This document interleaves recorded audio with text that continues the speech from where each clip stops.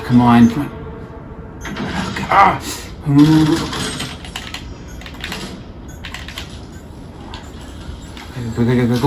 Go. Hey Daniel, Bro, what's up? you know what day it is? Taco Tuesday! Cinco de Mayo! Hey!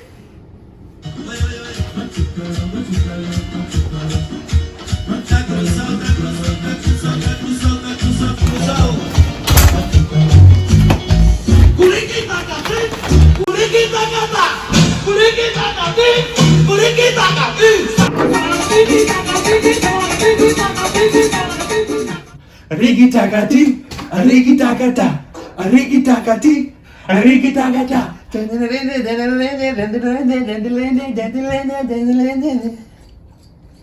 Guys, what are you doing?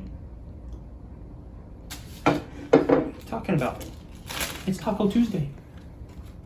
It's Cinco de Mayo.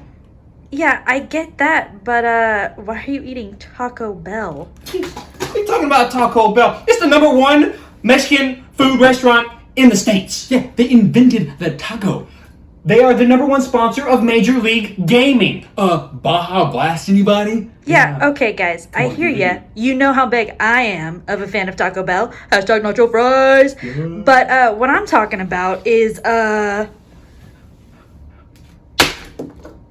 we got fajita tacos. Legit fajita tacos. Why would you? It's a little taste of the glory. That's so much better.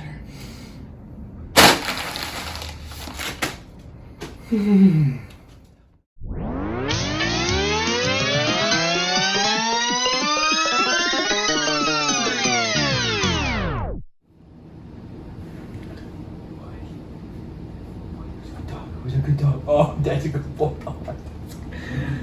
Okay, so let's talk about what has happened.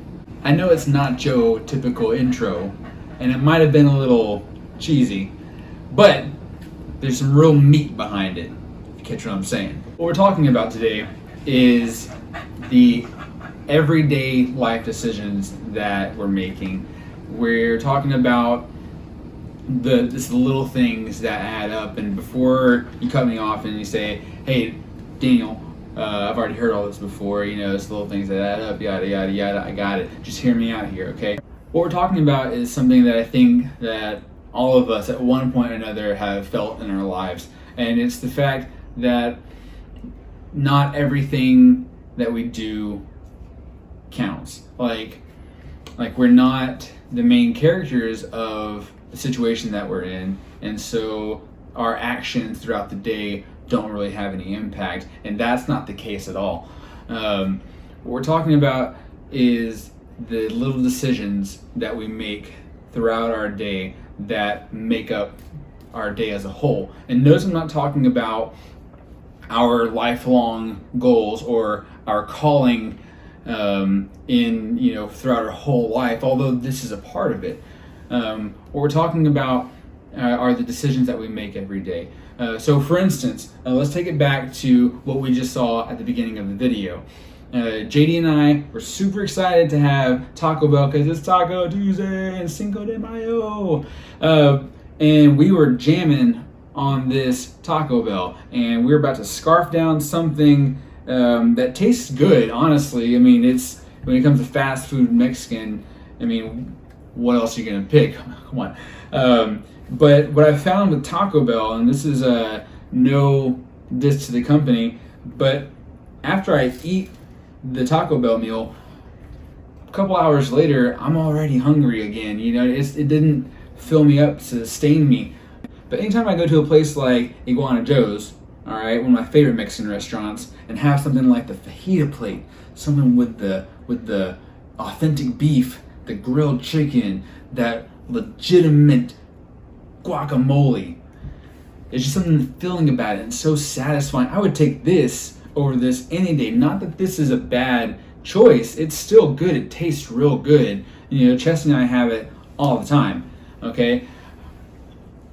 But this is the better of the two good choices. We don't wake up every day and say, shall I read my Bible or shall I go rob a bank? Most of our choices aren't good versus evil. It's more like good or gooder. I don't want to come across the table as saying that anything that isn't reading your Bible or isn't praying or isn't praising and worshiping necessarily a bad thing. It's just not necessary for your spiritual life. It's not necessary for your growth as a Christian, especially in these days right now where not everything is open. There's not a whole lot to do, and you're spending most of your time at home doing schoolwork or at your job. It's just that we need to be more intentional and we need to be more conscious of the decisions between good and best that we make throughout our day. So the smaller actions that we take every day, the smaller decisions that we make on a day-to-day basis do have a big impact later on. Remember earlier whenever I said that we don't always feel like the main character, so our decisions, what we do, we don't think they have an impact in what we're doing. So for instance, it's easy to think, oh, well, I'm not the pastor of the church, so the things that I had to say don't matter, or what I hear from God doesn't really need to be shared. Or maybe you're thinking, I'm not the youth pastor, so I can't really give a word to the youth. Or maybe just I'm not the most spiritual person in my youth group. It doesn't matter. Bro, I got something perfect to add in right there. Sure, man. Everyone, mi amigo, JD. Go ahead. So just yesterday, I was feeling really bad about my position at the school, being the Bible teacher, and not being able to really talk to my students as much as I'm used to talking to them, and just being able to spend time with them. And while I was thinking about that, thinking, man, I really miss my students, and I started praying for them, one of them texted me and said, "May the 4th be with you, Mr. JD." And I almost started crying. And I was so excited. Just that small little thing that he did wasn't even that big of a deal, probably seeming like to him just texting somebody, but it meant the world to me, and it really just lit up my day. So the little choices that you make a big deal, may make a big deal in somebody else's life. So Awesome, dude. peace. Thank you. So let's talk about a guy named Jethro in the Old Testament. If you don't know who Jethro is, he was Moses' father-in-law. Now Jethro is probably somebody we never even heard of. He, I think, barely even gets a chapter in the Bible. However, the part that he plays in helping Moses is absolutely changing to the history of how things go. Moses was feeling overwhelmed.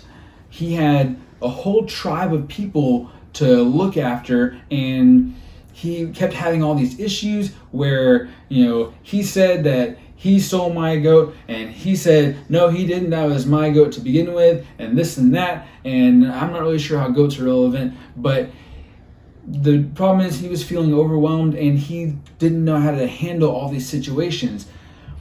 Jethro came to him and said, hey, listen, I got a word from God, and if you heed my advice, everything will go smoothly.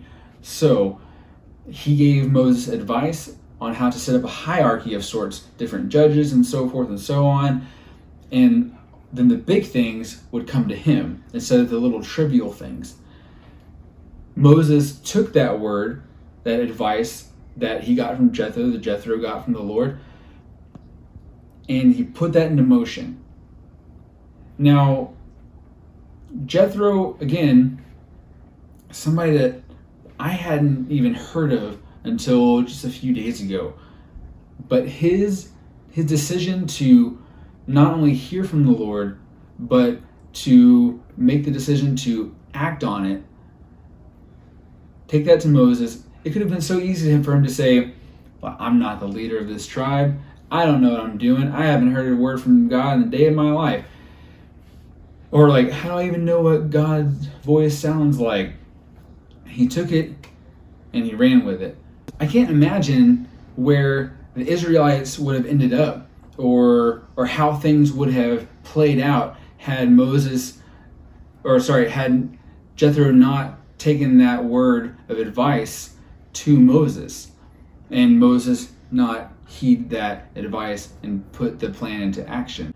So you see, you might not feel like the main character of the story that you're in, of the situation that God has placed you in, of the family that you're stuck in the house with, of your group of friends. You might not feel like the main character of where you're at, the season of life that you're in, but I promise you, if you take the time to think about the small decisions in your life, TV versus Bible reading, this type of music that probably doesn't say great things versus something that glorifies God. If you take the time to think about the small decisions in your life, then your life is going to be like this plate of tacos.